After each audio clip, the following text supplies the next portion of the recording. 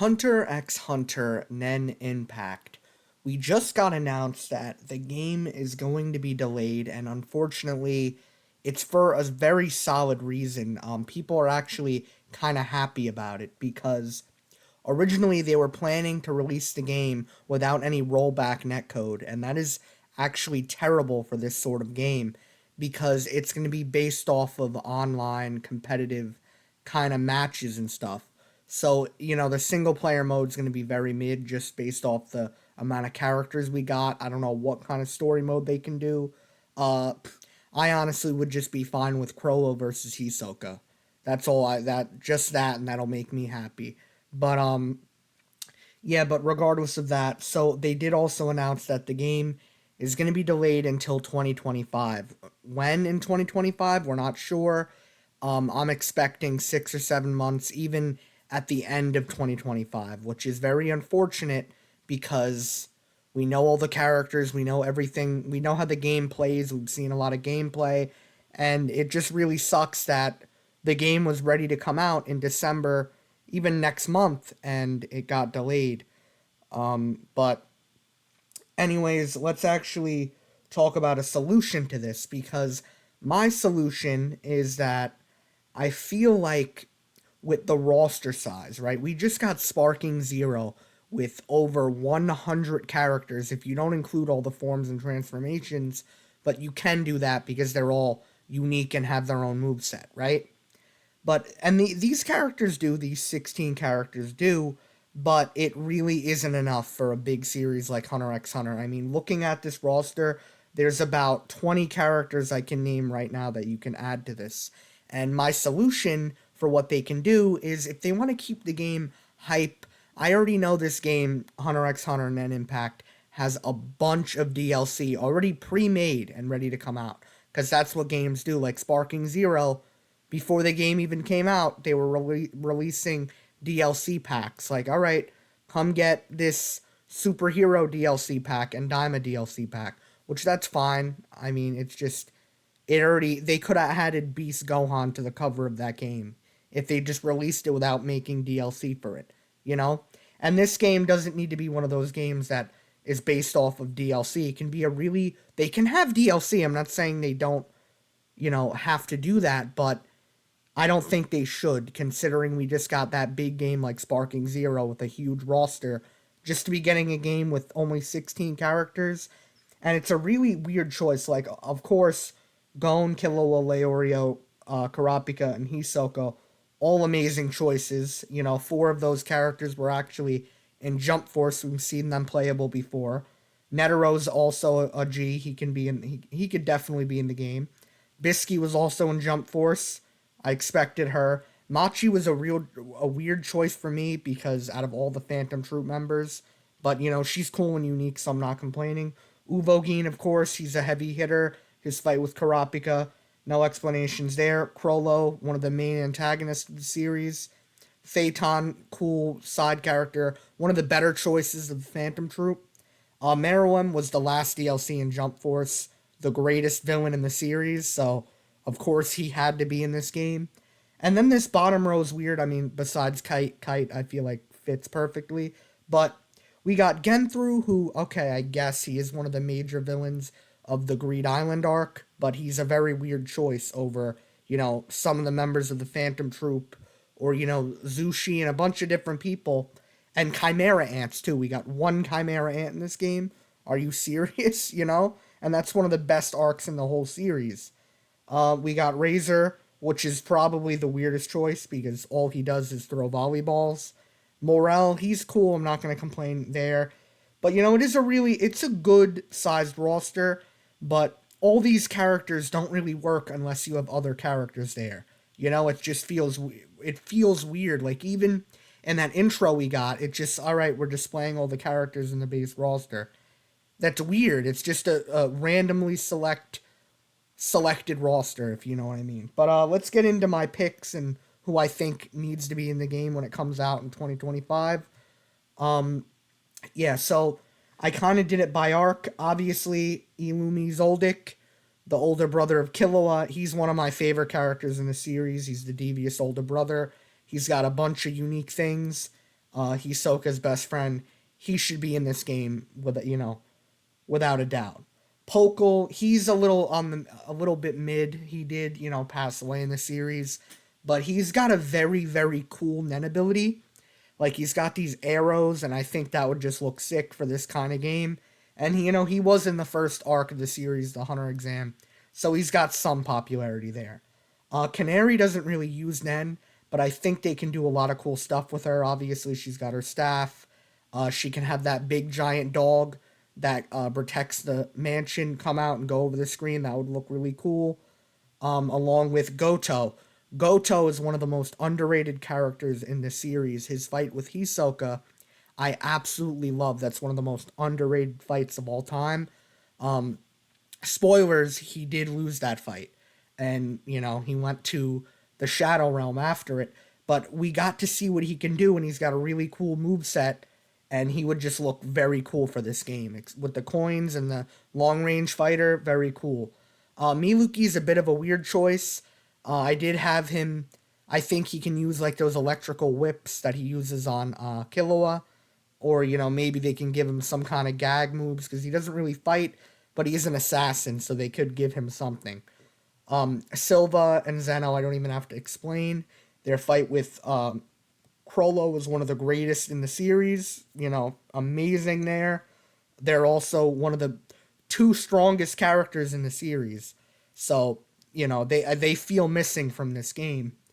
Kaluto, also another member of the Zoldyck family, also in the Phantom Troop now. So he needs to be included in this game. And yeah, I did say he. Unfortunately, Togashi just likes to do this, where along with Aluka, but I'm not going to get into that debate right now. He's got a very insane Nen ability with just like Konan from Naruto, like the paper stuff and the origami. That would look really cool for the game. And then we got a bunch of Phantom Troop members here, which every one of them can be playable in this game. They should have just added all the Phantom Troop members. Shalnark with his autopilot would go absolutely insane Super Saiyan form. I'd love that. Shizuku as well with her vacuum. She's the baddie of the series, so she needs to be in this game. Along with another baddie, Pakunoda. She doesn't fight that well. Like, we don't really see her fight like that, but she is strong enough. Like, she almost broke Killua and Gon's arm when they were trying to escape. And then she's also got that memory gun. So she can be really cool. Kind of like Mai Zenin from Jujutsu Kaisen Curse Clash. Yeah, and Franklin as well with the finger pistols. That can be really cool, a cool mechanic.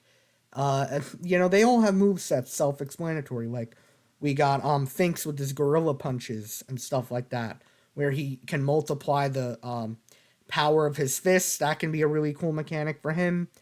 Nobunaga, I don't even have to the one of the craziest swordsmen in anime history. You know what I mean? I mean not. I'm not gonna put him that far. We got Zoro and Mihawk and people like that. But he's a badass, Nobunaga. They can give him some cool stuff where if you run into him on the battlefield into that little circle thing, you can definitely he can hit you just like Miwa from Jujutsu Kaisen Curse Clash. Another character, Banolanov, and Banolanov, I don't know how to say it, you know how it is. But yeah, Banolanov has these weird circles all over him. It's part of his backstory, but he goes crazy. Like he's got a very cool ability.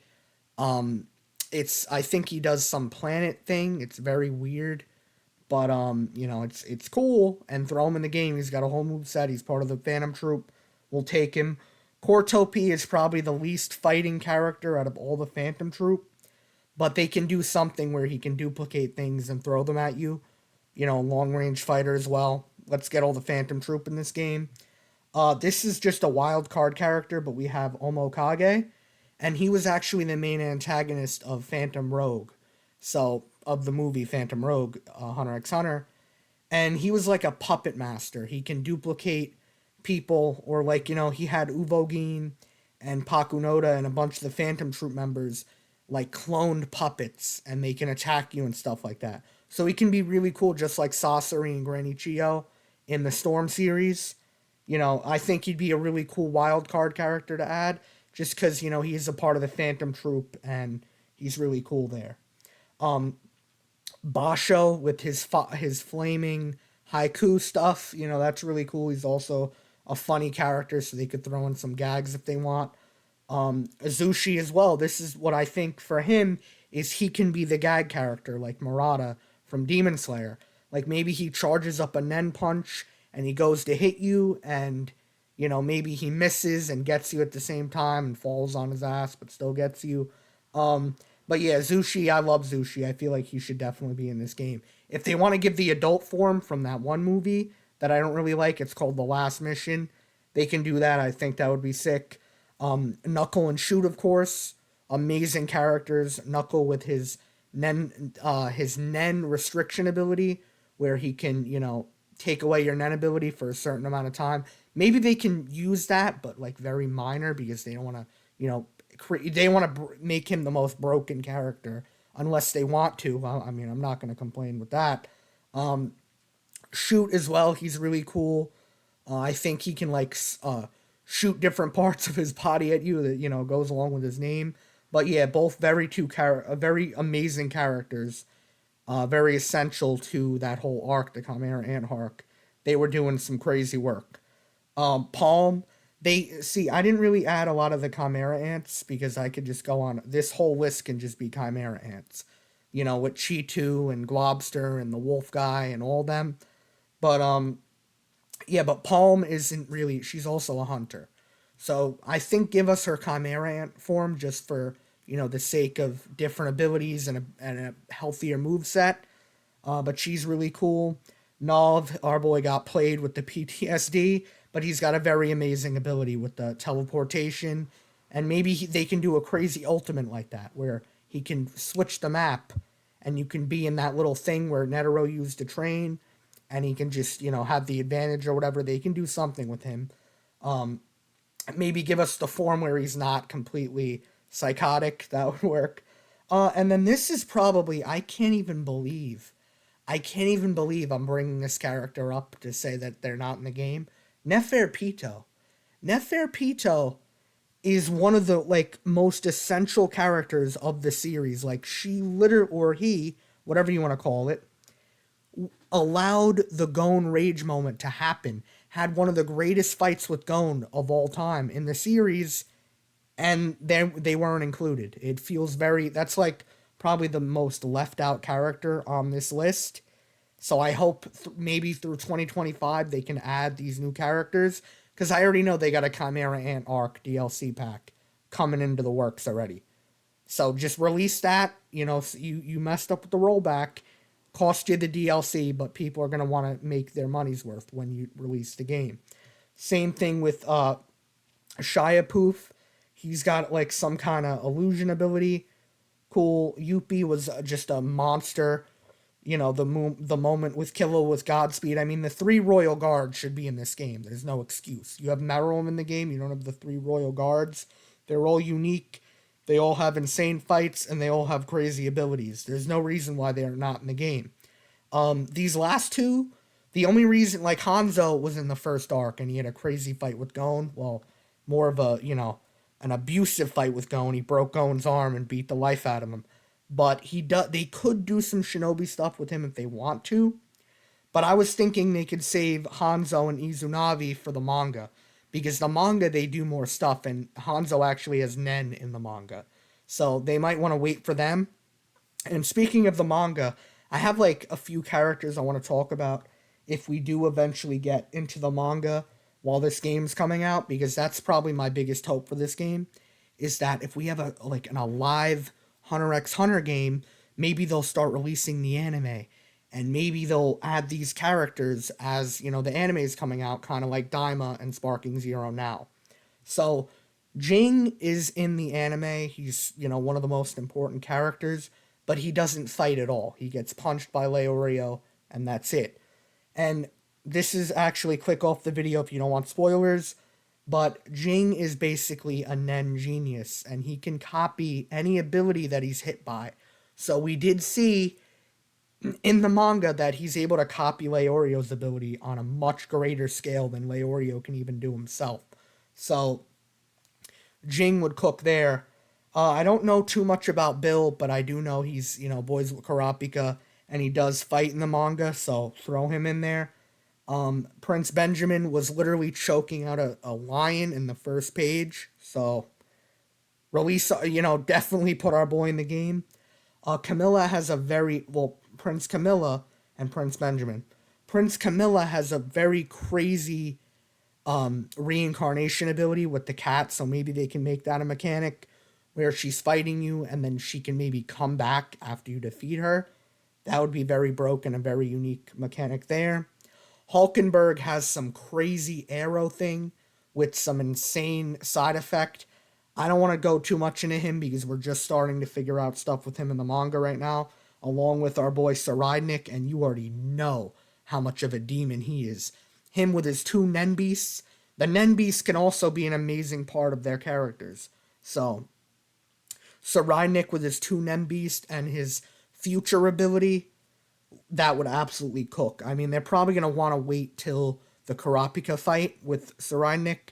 That would be totally fine. I mean, after all, let it build up because we don't know too much about these characters anyway. Theta, I'm not really sure what she does, but we did see her Nen ability. And she actually helped Saridnik awaken his ability. So, and she also uses a gun, so they could make her just a gun user with her Nen ability at the same time. That would be cool. Hinring, he was in, or Heinring, I don't even know how to say it. You know how Togashi is. But he was in the latest chapters of the manga. He uses some kind of robot ability. It's really weird. And then he also summons, like, this weird owl thing, or I'm not even really sure. I have to, go back and see. But he does have a very unique ability, so I feel like he can be in when they animate. Beyond Netero, we haven't seen him fight yet, but I'm pretty sure we're going to see something soon, and he's going to be on the same exact scale as Netero, I promise you. And when they have that, I definitely want to see him in a Hunter x Hunter game sometime in the future. Fugetsu, this is something that's going on right now, so if you really don't care about spoilers, I feel like she can have a crazy thing with her sister Kacho, who's actually a Nen Beast right now, and they can have her be like a duo thing like Android 17 and 18 from Fighter Z. That would cook. But yeah, basically guys, that's the video. I wanted to talk about this delay for the Hunter x Hunter game because I was so hype and excited about it. And unfortunately, things happened and we're going to get delayed for this game. Don't make a 16 character roster. It's very stupid.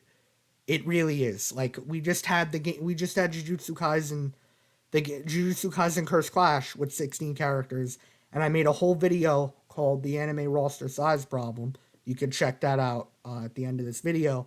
But it's insane, bro. Like give us a bigger roster size after we just got Sparking Zero. Like it's not gonna sell that well. I mean, people love Hunter x Hunter, and I'm not trying to belittle the game, but I feel like they can make it up to the fans with the delay by adding a few extra characters. Even if it's like 6 characters, it still makes the roster pretty healthy, I guess, compared to 16. But even if they want to do this, where for every 2 months in 2025 that they don't release the game, they give us a new character, or every month. Kind of like the Demon Slayer game did when they were building up hype when they released every character for the roster, like Murata and Rengoku and all of them. It was really hype. But Hunter x Hunter isn't a one season series. It's a full series with over 100 episodes. They got a lot of characters to choose from, so they don't need a half-assed roster. But as anyways, guys, comment down below who would you like to see in Hunter x Hunter Net Impact when we do eventually get to play it. Yeah, it's been SJ Benj. Peace.